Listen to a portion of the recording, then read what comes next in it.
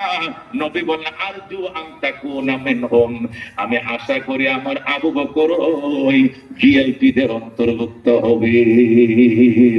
সুবহানাল্লাহ।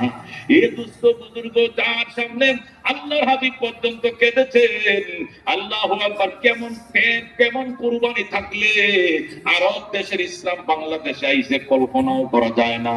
এত কিছু হওয়ার পরেও হযরত আবু বকর গভীর রাত্রে যখন ঘুম থেকে উঠতেন, হাওমাও করে কাঁদতেন আর আল্লাহ দরবার কাঁদতেন।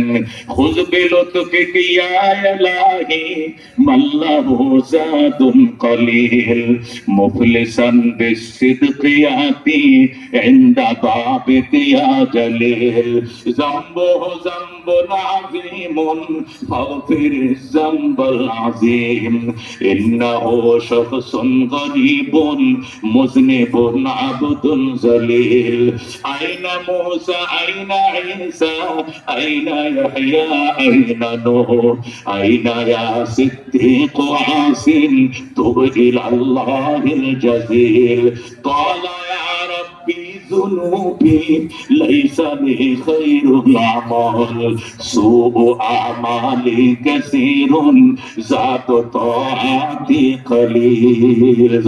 আল্লাহু আকবার। হযরত আবু বকর কাঁদতে কাঁদতে বেহুশ হয়ে যাইতেন। আল্লাহু আকবার। আল্লাহর নবী ডাকতে, আবু বকর কি আনছো?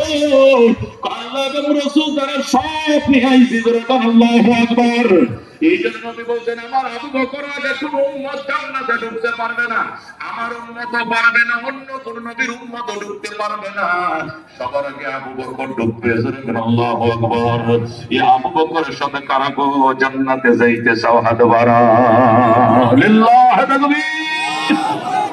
আল কোরআনের আলো, আল হাদিসের আলো, লিল্লাহ তাকবীর। বড় আশা ছিল যাব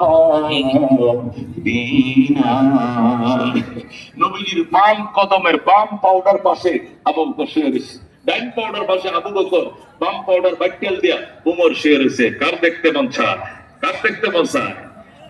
কে যাও তুমি, কে যাও বে তোর